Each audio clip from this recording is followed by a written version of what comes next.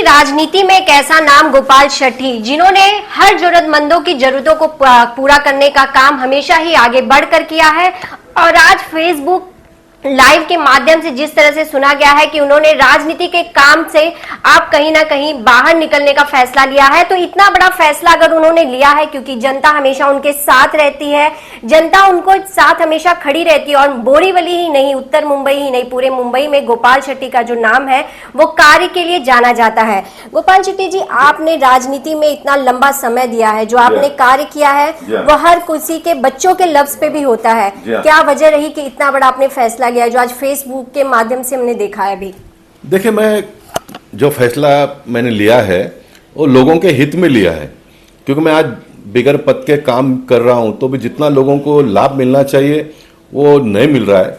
लाभ में कितना पहुंचा तो ये मुझे पता नहीं है, लेकिन मैं जो बातें बेधड़क बोलता हूं, कहीं भी पहुंच जाता हूं, संकट के समय लोगों के साथ में खड़े रहता हूं, तो उसमें से लोगों को एक बल प्राप्त होता है।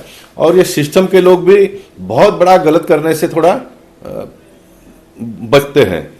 तो मैं मानता हूं कि अब ये पार्टी का जो बंधन है, उस बंधन से मैं थोड़ा बाजू में हो रहा है। मैं कोई पार्टी छोड़ नहीं रहा हूं, मैं भारतीय जनता पार्टी में हूं, लेकिन मैं ये निर्णय, जब तक ये लड़ाई को एक नतीजे तक मैं नहीं पहुंचाता हूं, तब तक सभी प्रकार के पॉलिटिकल कार्यक्रमों से मैं अपने आप को दूर रखूंगा। पार्टी के किसी मीटिंग में भी नहीं जाऊंगा।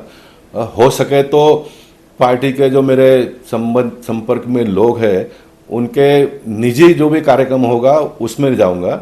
बाकी कोई पॉलिटिकल कार्यक्रम में मैं अपने आप को जोड़ नहीं लूंगा, लेकिन पूरा मैं व्यस्त रहूंगा लोगों के लिए, ये मैं निर्णय कर रहा हूं।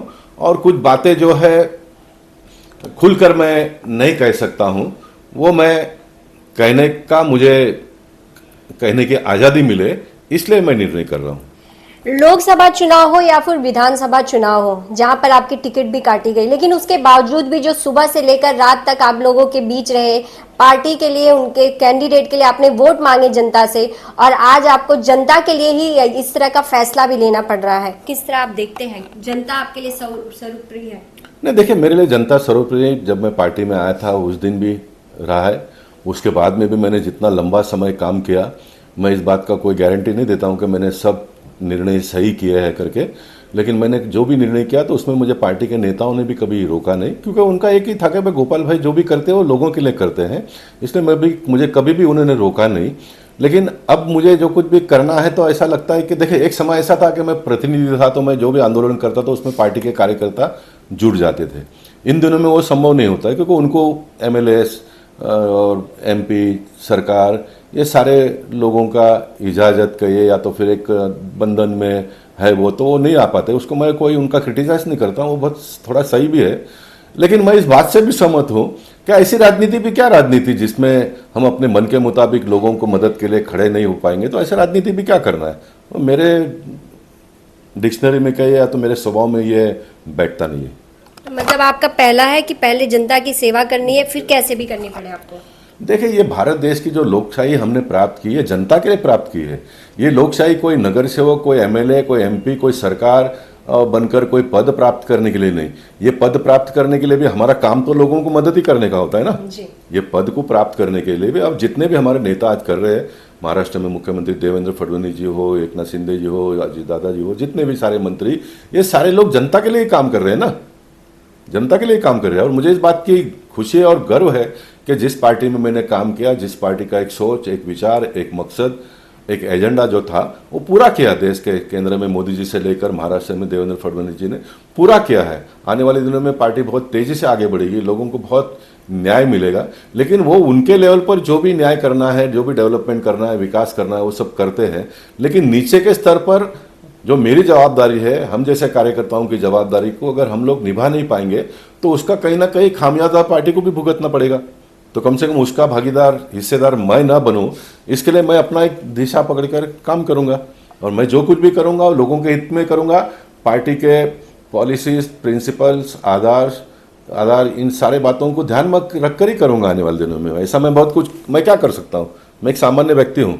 इतने बड़े सिस्टम के साथ में लड़ना ये कोई आसान बात नहीं है, लेकिन कम से कम मैं अपने मुंह से जो भी बातें कहना है वो तो कर सकता हूँ ना, वो उसके लिए तो मुझे कोई रोक नहीं सकता है।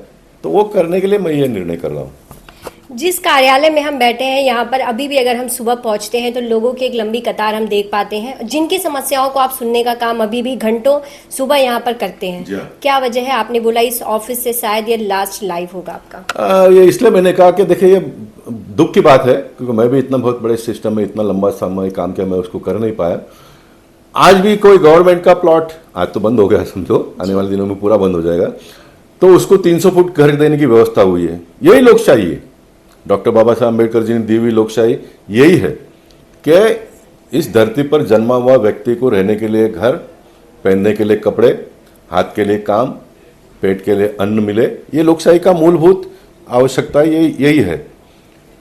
लेकिन प्राइवेट जमीन पर अगर आपको मुंबई शहर में या तो शहरी भागों में आज भी घर बनाना है, बाकी सारे राज्यों का मैं नहीं कहूंगा, लेकिन महाराष्ट्र में और मुंबई में आपको परमिशन प्राप्त करने की कोई सुविधा नहीं है। गरीब आदमी को अगर आपके जमीन पर, महाराष्ट्र में मैंने लड़कर ये कानून भी बनवाया, मैं कॉर्पोरेशन में था तो मैंने भाषण किया था, मेरे बाप के जमीन पर घर बनाने का मेरा पूरा अधिकार है, म्युनिसिपैलिटी मेरे से उसका टैक्स ले, ये मैंने कहा। फिर महाराष्ट्र गवर्नमेंट ने उसका कानून बनाया, उसमें से शहरी भाग को बाजू में रखकर बाकी सारे लोगों के लिए कानून बनाया। आज भी पूरे महाराष्ट्र में किसी को अगर खेत में अगर उसके घर बनाना है तो घर बना सकता है। उन्होंने घर बनाने का म्युनिसिपैलिटी को, ग्राम पंचायत जो भी होगा, इनको बता देने का कि मैंने 500 फुट का घर बनाया, 1000 फुट का घर बनाया, वो आके उसका असेसमेंट लगाएंगे। इस प्रकार की सुविधा है, लेकिन शहरी भाग में वो नहीं है। शहरी भाग में नहीं है तो लोगों ने घर बना लिया, फिर म्युनिसिपैलिटी को पैसे, ऑफिसरों को पैसे दो, भ्रष्ट पॉलिटिशियन लोगों को पैसे दो, और बेचारा पूरा जीवन भर काम करके उसके पैसे सारे इसमें ही जाता है। फिर रिपेयरिंग करा तो फिर वापस पैसे गिनो, और इतना सारा करने के बाद में फिर आपके घर का किसी ने कंप्लेंट किया तो म्युनिसिपैलिटी कहते हैं 62 का प्रूफ लाओ, तो वो नहीं है। वैसे ही मेरा भी ये 30-35 साल से स्ट्रक्चर अगर यहाँ पर है भी, तो इसका मेरे पास 62 का प्रूफ नहीं है। कल मैं म्युनिसिपैलिटी के साथ में लड़ता हूं और मुझे ब्लैकमेल करने के लिए, मेरी लड़ाई को कमजोर करने के लिए आके कहेंगे कि भाई इसको हम तोड़ देंगे, नोटिस दे देंगे, तो उससे अच्छा मैं इसको निकाल दूं। और मैं कोई काम बंद करने वाला नहीं हूं, मैं यहाँ ही एक बड़ा छतरी लेकर बैठूंगा, बताऊंगा दुनिया को कि कैसे ये व्यवस्था है हम लोगों की, कैसी व्यवस्था है। उसमें से फिर बदल होगा, बदल उसमें से ही होगा। महात्मा गांधी जी ने अपने स्वभाव के मुताबिक अगर उन दिनों में संघर्ष आंदोलन नहीं किया होता तो आजादी भी शायद मिली नहीं होती, तो जिस तरह की मिली है उस तरह की नहीं मिली होती। जब मिला तब नहीं मिला होता, आजादी मिलती ही नहीं, ऐसा तो कभी हो नहीं सकता है कि भारत एक अकेला देश नहीं जिसने आजादी प्राप्त की, बहुत सारे देश के लोगों ने आजादी प्राप्त की। लेकिन प्राप्त करने के लिए आपको कुछ पाने के लिए कुछ खोना पड़ता है ना। घर में जो माँ होती है उस अपने परिवार को खड़ा करने के लिए उसको अपना सुख चैन मन को मार कर वो जीती है, तब घर परिवार खड़ा होता है। वैसे एक जनप्रतिनिधि भी करना पड़ता है, करना चाहिए, मैंने किया है, आने वाले दिनों में भी करूंगा। भारतीय जनता पार्टी में लंबे वक्त से एक नहीं कई पदों पे काम करने वाले गोपाल शेट्टी हमेशा ही जनता के हित में सोचते हैं, और आज एक बार फिर जनता के हित में ही उन्होंने इतना बड़ा फैसला लिया है कि उनकी जो जरूरत है, उनकी जो मांग है, जो उनका अधिकार है वो उन्हें मिल सके। बस आप हमारे साथ भी बने रहिए आगे और भी खबरों के लिए।